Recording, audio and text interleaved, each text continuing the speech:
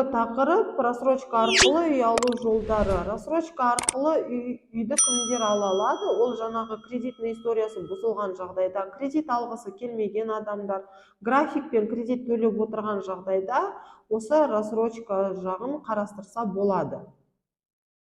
Рассрочканы бізге құрылыс компаниясы береді, банк бермейді. Сіздер ойлайтын шығарсыздар, банк сияқты құрылыс компаниясы да жаңағы пайда көргісі келмейді ма деп. Жоқ, құрылыс компаниясы өзінің клиенттеріне арнап осындай мүмкіндік қарастырып қойған. Неге? Өйткені барлығы бірдей 100% оплата жасай алмағандықтан, кредитный оформленияға жаңағы одобрение ала алмағандықтан осы рассрочканы қарастыруға болады деген мүмкіндік беріп қойған.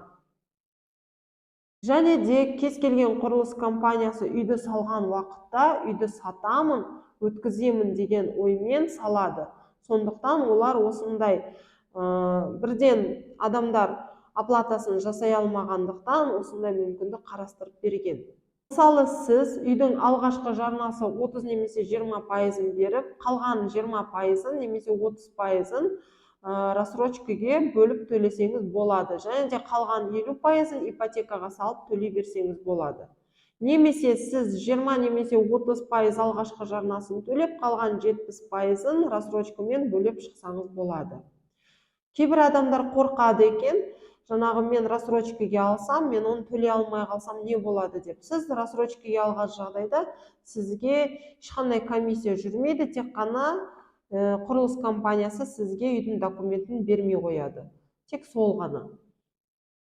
Және де сіз егер отпускке шығып кеткен болсаңыз, мен келесі айда рассрочканы қалай төлеймін, және де оның суммасы 500 мың, 600 мың болған жағдайда мен не істеймін, қалай төлеймін деген ой келсе, сіз құрылыс компаниясы сізге 200 мыңнан минимальный етіп төлеуге мүмкіндік беріп қойған. Осы вариантты да қарастырсаңыз болады.